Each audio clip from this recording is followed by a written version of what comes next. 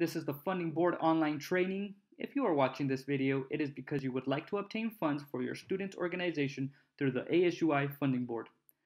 In this video, we will be going over the portion of the bylaws that pertains to the funding of student clubs, and we will be covering the items and forms that must be turned in and how to fill them out in order to qualify for funding. We will also be walking through the funding application. So, there are a couple of steps that one must go through in order to receive funds. Step 1. We please ask you to review the bylaws to make sure that your student organization is eligible to receive funding. Step 2. Complete the Funding Board online training, which is what you are doing now. This online training is designed to help clubs understand how the funding process works. Step 3. Complete a funding request form and W-9 form. Keep in mind that all funding request forms must be turned in by 12 p.m. on the funding application deadline. Step 4. Wait for confirmation. Step 5.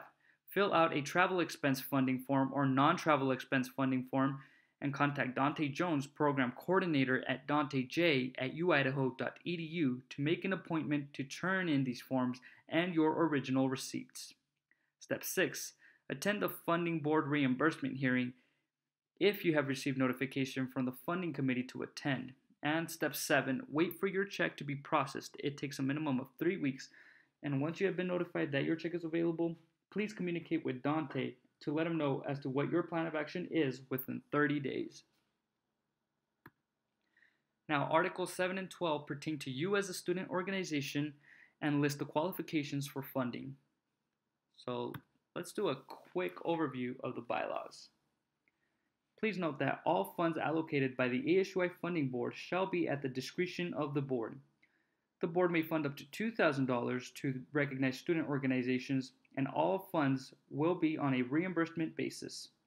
Any events, any programs, or services that receive funding must be open to all University of Idaho students, and the board will not fund the following activities: the purchase of food or beverages or other perishable items unless purchased through the university, cash awards, prizes, or gifts, labor costs unless purchased through the university, a bingo event or a raffle, per diem while traveling, long-distance phone calls, charitable contributions, state and federal income taxes, organizational or departmental graduation parties, awards, and banquets, transportation and or lodging for speakers, unless part of the contractual agreement. Now, Section B, which pertains to travel, states that student travel is involved in a funding request.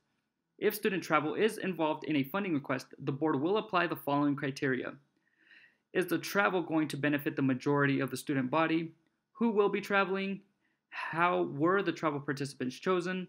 Is the travel experience able to be duplicated in the surrounding community, or is it a once-in-a-lifetime opportunity?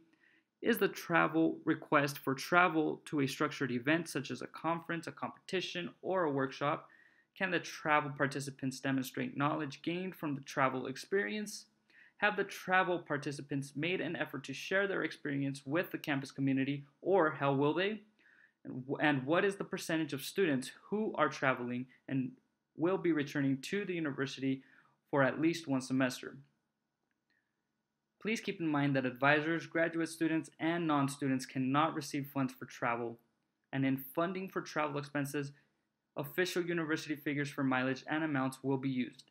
If figures requested by the student organization are different, the figures resulting in the lowest cost to the board will be used. So if you choose to use personal vehicles, mileage will be reimbursed for the use of a personal car at the current university rate of 55 cents per mile. If you choose to rent, the actual cost of the rental, the insurance, and gas for a rental vehicle will be covered. Or if you choose to fly, 50% of the cost of airline tickets will be covered. So this is the material that is needed for travel by car reimbursements. The funding board will grant travel reimbursement based off the lowest mileage travel option, even if that wasn't the route that you had taken. Now, original receipts must be provided. This is very important, so you must provide a receipt and itinerary for airplane tickets as well. and recipients must be able to identify who paid it, how it was paid, and show proof that it was paid. Here we can see a time lapse of the ASUI Student Organization funding application being filled out. Be sure to complete every required field accurately. You will need to upload a scanned copy of your W-9 and Student Org funding request form during this application, so be sure to have those digital documents ready.